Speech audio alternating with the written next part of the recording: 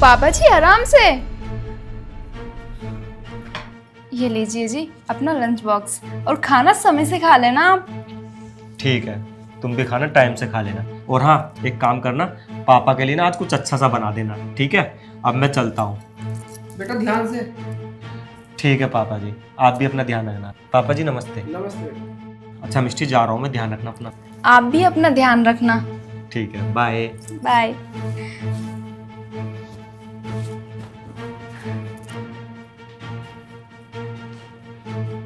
तू तू तू तू मेरी बही बेटी है ना मिष्टी?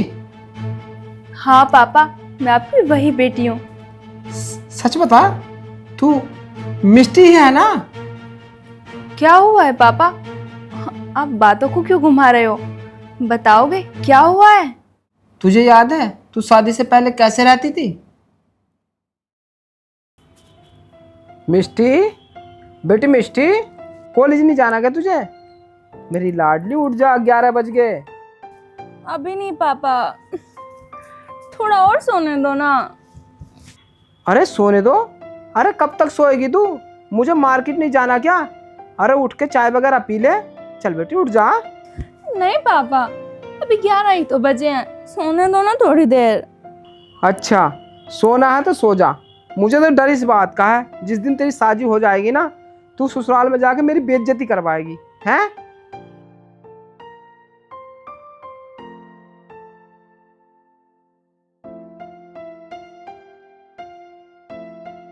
पापा सुनो। हाँ बेटी। पापा, मुझे ना कुछ पैसे चाहिए थे। अरे बेटा, परसों तो दिए तुझे पैसे खर्चे के लिए। उन पैसों का क्या किया तूने? वो पैसे, उन पैसों की ना मैंने अपने दोस्तों को पार्टी दे दी, तो सारे पैसे खर्च हो गए। अरे बेटा, बच्चे इतने पैसे खर्च नहीं करते, समझ क्यों नहीं रही तू? तो पापा, आप पैसे कमाते किसके लिए हो? मेरे लिए ना। वैसे भी मैं आपकी इकलौती बेटी हूँ, आप मेरे लिए इतना नहीं कर सकते। अरे बेटा रुक जा, कोई काम भी नहीं करने देती मुझे। रुक।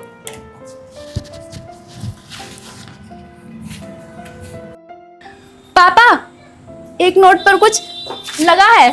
अरे बेटा ये क्या कर रही है तू? ये बहुत सारे पैसे हैं। तो क्या हुआ पापा, है तो आपकी बेटी के।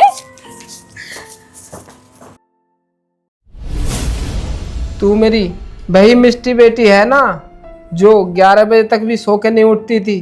तुझे चाय भी बेड पे चाहिए होती थी, नाश्ता भी बेड पे चाहिए होता था, तुझे सब कुछ बेड पे चाहिए होता था। अगर मैड नाश्ता रेडी करने में देर कर देती थी तो तू पूरे घर को अपने सिर पे उठा लेती थी।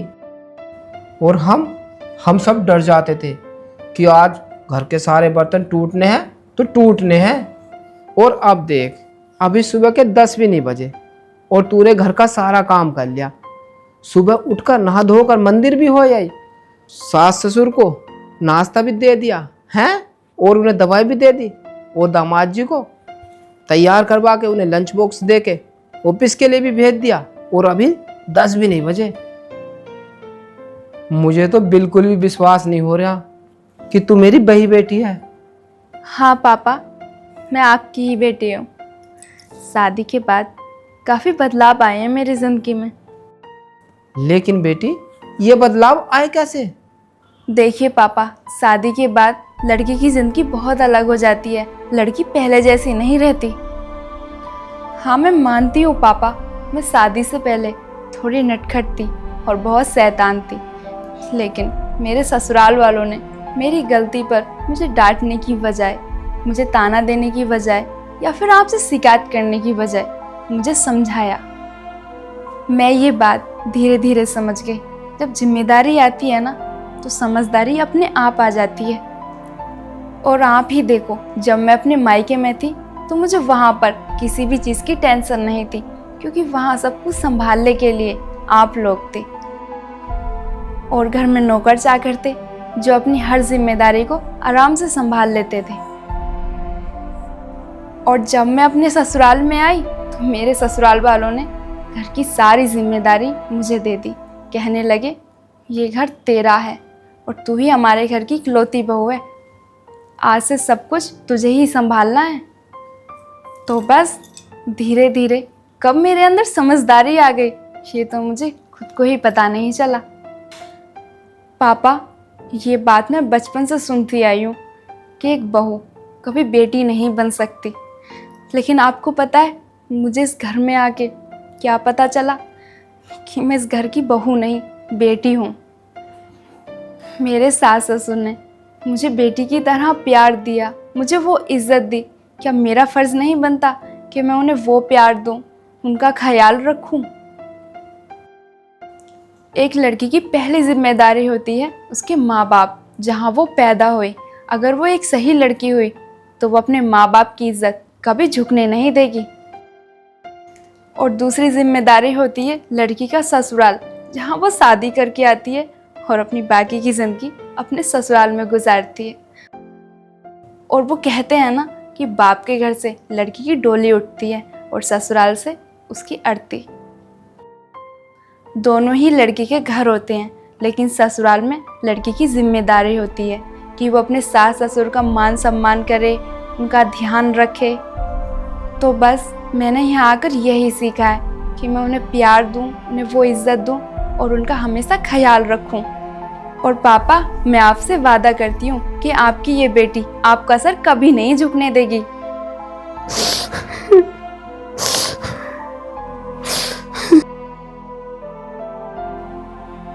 क्या हुआ पापा, आप रो क्यों रहे हैं?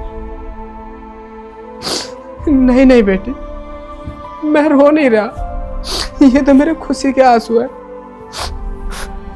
आज मुझे लग रहा मेरी बेटी बहुत बहुत बड़ी हो गई है, बहुत समझदार हो गई वो। जब मैं यहाँ आ रहा था ना तुझसे मिलने के लिए, तो मेरा मन बहुत बहुत डर रहा था। मुझे लग रहा था तेरे सास ससुर मुझसे ये शिकायत करेंगे कि आपकी बेटी पूरे दिन सोती रहती है, सुबह को देर से उठती है, कुछ काम नहीं करती। लेकिन बेटी, आज तुझे देख के मुझे बहुत गर्व हो रहा। तुझे देख के लग रहा है आज मेरी बेटी बहुत बड़ी हो गई है, बहुत समझदार हो गई है वो। और बेटी, तुझे पता है जब मैं तुझसे मिलने के लिए यहाँ आ रहा था ना, तो मेरा मन बहुत डर रहा था। मैं ये सोच के डर रहा था कि शायद मेरी बेटी के सास ससुर मुझसे शिकायत करेंगे कि आपकी बेटी दिन भर सोती रहती है, सुबह को देर से उठती है, घर का काम नहीं करती। लेकिन बेटी, आज तूने इस बाप की इज्जत रख ली, तूने इस घर को स्वर्ग बना दिया। मुझे देखकर बहुत खुश हो रही बेटी कि तू मेरी पहले वाली बेटी है। तू शादी से पहले कितनी नटखट, कितनी शैतान थी। बेटी, हर बेटी अपने सास ससुर को अपना माँ बाप समझे तो कोई भी सास ससुर इतने पागल या नादान नहीं होते। वो भी अपनी बहू को बेटी समझते हैं। शाबाश बेटी, शाबाश। आज तूने अपने माँ बाप का नाम रोशन कर दिया। बेटी, मुझे तुझ पे गर्व है कि तू मेरी बेटी है। पापा, आप रोना बंद कीजिए। और हाँ, आपको क्या लगता था कि मैं 15 से 20 दिन में घर वापिस आ जाऊंगी? नहीं नहीं बेटी, अब ऐसा नहीं लगता मुझे। नहीं पापा, अब आपकी बेटी 10-15 दिन के लिए ना आपके घर आ रही है, आपको परेशान करना है। हंसो ना।